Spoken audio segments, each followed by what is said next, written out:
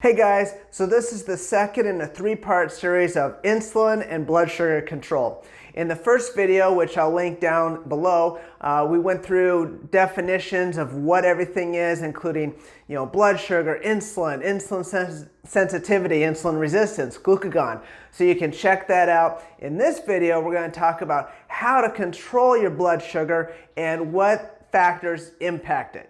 Check it out.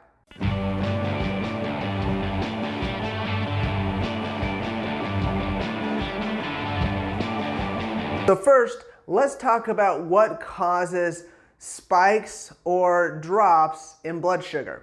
So as a little point of review from last time, blood sugar is glucose that's floating around in the bloodstream, okay? So if that supply is high, blood sugar goes up. If it's low, it goes down. So what happens is a number of things, but one is most often people eat high carbohydrate foods that raise their blood sugar. It floods the bloodstream with glucose, which then raises the blood sugar. If there's not an immediate demand or need for that blood sugar, that glucose, then it goes up. However, if there is a demand, like if you're exercising, things like that, then your body will actually shuttle that glucose in and use it for fuel right away. Okay, so, or the other option is if you don't have that blood sugar, that glucose in your bloodstream, two things are going to happen. Either glucagon is going to move it from your muscle cells or your liver and send it to the muscles, or your blood sugar is going to drop. Okay, so those are the two different options of why your blood sugar increases or why it decreases. So you might be asking yourself, or maybe not, why does this even matter? Why do we care if blood sugar increases or decreases? I mean, that's no big deal, right? Well, that's wrong. So there is a big deal that we're concerned about. The first is health. If your blood sugar is constantly going up and down, your pancreas and your body has to manage that, and you basically can run that thing ragged. It's just like, the tires on your car. You keep spinning them all the time. Eventually, you're going to have to replace your tires. Not as easy to replace your pancreas. But we're not going to focus necessarily on health, but rather body composition and performance. So if your blood sugar is constantly going up and down, this can hinder performance.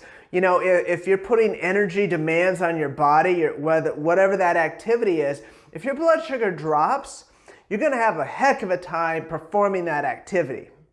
Similarly, from a body composition, and when I say that, I mean, body fat percentage, how much body fat's on you. If your blood sugar is always going up and down, but more so up, your body's not going to be able to use fat as an effective fuel source, because when insulin levels go up from blood sugar, your body doesn't want to pull body fat. In fact, it's going to store into the body fat. So you want to keep those insulin levels stable, especially if you're trying to lose body fat. And again, it also is going to affect performance. So that's why we want to manage our blood sugar and insulin levels carefully. So let's talk about the glycemic index for a second. First, what is the glycemic index? This is an index or a way to measure how carbohydrates affect your blood sugar. And it's based on a serving of 50 grams of carbohydrates in the morning after a fasted state.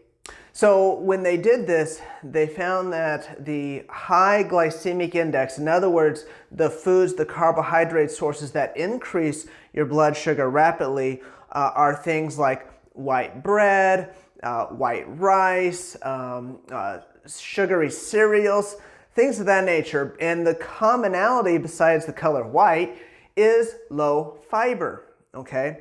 On the flip side, so the lower glycemic index foods don't impact your blood sugar very quickly. These are things like oatmeal, high fiber carbohydrates, legumes, things like that. So those are going to be stabilizers versus those other carbs are going to increase your blood sugar. So how can we use this information to help us? Well, the first thing is, you got to look at what scenario you want. because you might actually not want your blood sugar stay low. Like after vigorous activity, exercise, you actually need those quick carbs to help improve or increase your carbohydrate stores for the next time you do that activity.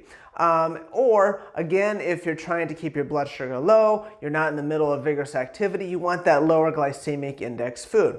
So in other words, the way to manage this is look at your activity level and see what's most appropriate. For most of us, we're actually going to want to keep that blood sugar low. So it's not just a black and white formula. So you can have those higher glycemic foods, those lower fiber foods, and keep your blood sugar low, but what you do is you combine them with other food sources like your proteins, your fats, your vegetables. Those are things that are actually going to keep that blood sugar stable because they offset those quick carbs.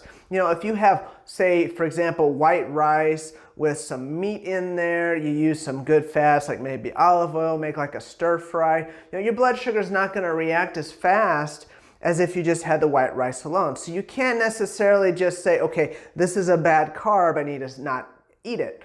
Okay, you look at the big picture and what else you put in there. It's one of the reasons why, you know, when I do meals, I like to make sure you've got a protein, a fat, you know, vegetable, and the carbohydrate source. Similarly, you know, if you are low on the protein, the fats, eat those high or lower glycemic foods that are going to help keep your blood sugar from raising up. So look at that food combination and see what you need. Again, if you need that blood sugar, you know, like if you're in the middle of an activity maybe, and it's been longer than an hour and you feel like your blood sugar's starting to crash, you're getting that dizzy feeling, okay, maybe you need something quick like some candy, you know, or some fruit juice or something like that to help get that blood sugar up real quick. So, you know, again, you got to go case by case basis. You sometimes need those quick acting carbs. Okay, I hope you got something out of this. Again, talking about, you know, what impacts your blood sugar, how you can control it. In the next video of this series, we're going to talk about insulin sensitivity and how you can improve that and help your body handle that blood sugar better, which again is going to help your health, but also is going to help your performance and your body composition. Thanks for watching, guys. I really appreciate it. If you like this video, please hit the like button, share it, please subscribe to the channel, and until next time, keep making every day count.